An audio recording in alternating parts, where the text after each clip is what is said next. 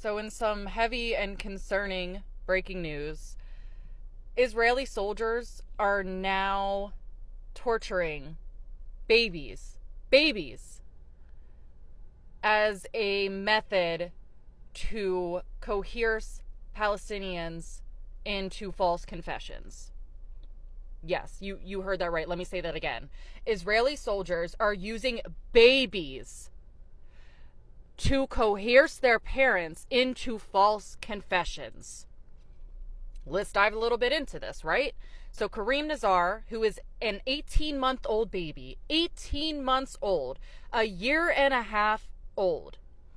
He was taken from his father during a shopping trip the two of them were on near the, I'm probably going to mispronounce the ever-loving crap out of this, so bear with me, near the Al-Maghazi camp in central Gaza. I'm going to post screenshots of everything that I found as far as research, so if I did mispronounce something, I am so sorry, but I will have it here so you know exactly where I'm talking about, right? So going forward, Israeli soldiers, after they took Kareem from his father, they took this 18-month-old and his father into a room, tortured the 18-month-old in front of his father, Osama Nazar, for 10 hours. 10 hours! They tortured a baby in front of his father to force a false confession. But let's go further. You want to know what exactly they did to torture this 18-month-old baby? They extinguished lit cigarettes out onto his body. They also forced metal nails into this baby's body.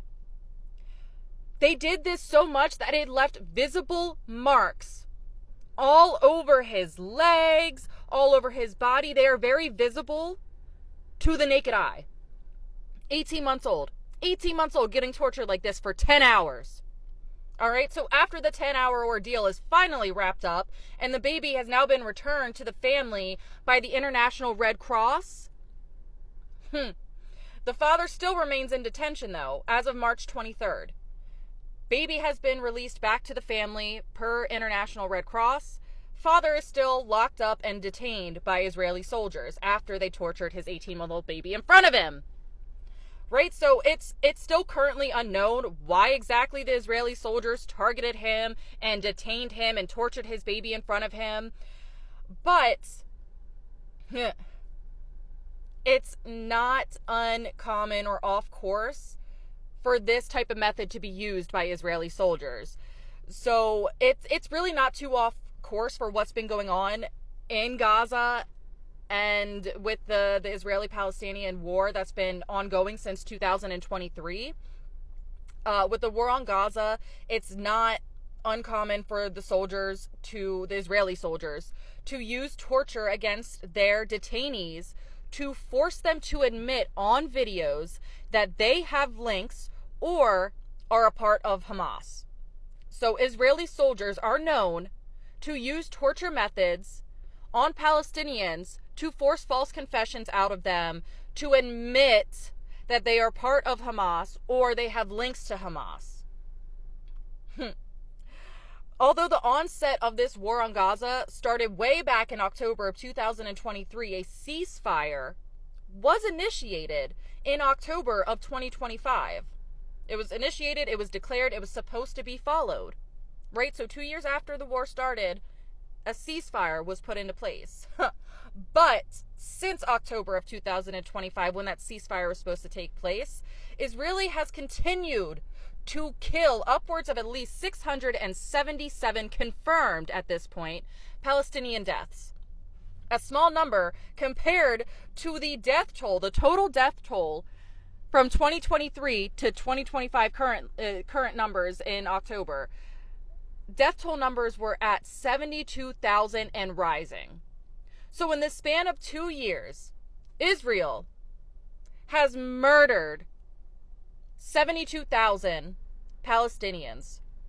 For what? Over what? What is that serious that we need to be fucking doing this shit? Key fact of this story is These soldiers, the Israeli soldiers, that is who the United States is hand in hand with in this war against Iran right now. We are actively going to war with Israel on our side, or pretty much us on their side, because this is their war. And this is how they are treating other people. This is how they're treating other civilians. Like, a ceasefire is in place, and yet they continue to kill. And yet they continue to torture babies. Babies! Where are all the lives matter now? Where are the pro-lifers now? Oh, I'm sorry, you don't care because it's a brown, black, Asian baby? That's why you don't care? Oh, okay, heard that. Valid. So yeah,